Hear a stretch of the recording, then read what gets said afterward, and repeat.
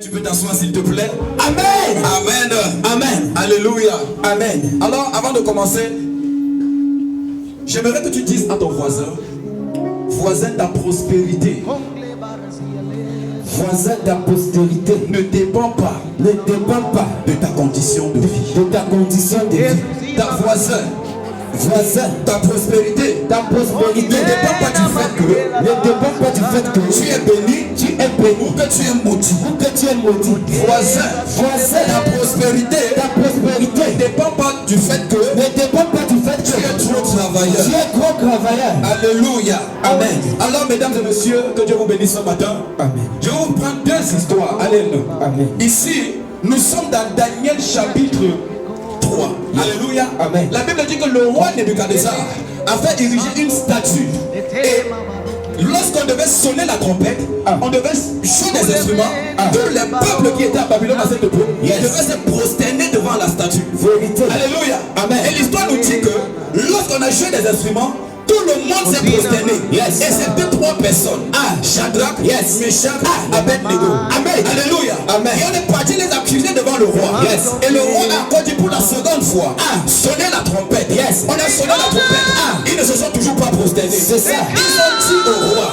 Quand le roi leur avait dit, si vous ne vous prosternez pas, on va vous jeter dans la fournaise. C'est ça. Ils ont répondu au roi.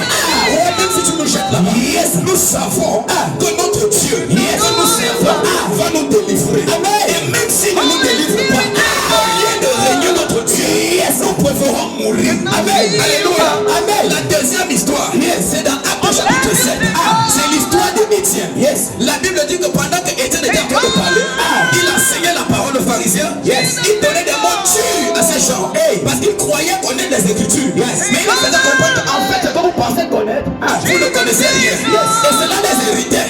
Et ils se sont mis à vouloir lapider Étienne. La Bible dit Étienne leva les yeux. Il a vu le ciel s'ouvrir.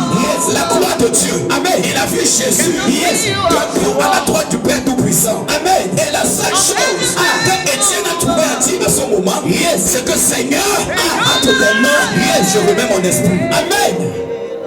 Deux histoires où on est sur le point de sacrifier, de lapider les gens. Mais ils ont des attitudes différentes. Les premières personnes ont confiance en leur Dieu. Amen. Ils disent, notre Dieu va nous délivrer. Amen. Étienne, lui dit, Seigneur, entre tes mains, je remets mon esprit. Amen. Alléluia. Amen. Amen. Amen. Ça veut dire, nous pouvons être tous enfants de Dieu. Et nous traversons tous la même situation. C'est ça. Mais c'est nous qui décidons de comment sortir de là. Amen. Il y a des gens qui acceptent d'être délivrés pour la gloire de Dieu. Il y a les autres qui acceptent de mourir à martyr pour la gloire. C'est ça. I cannot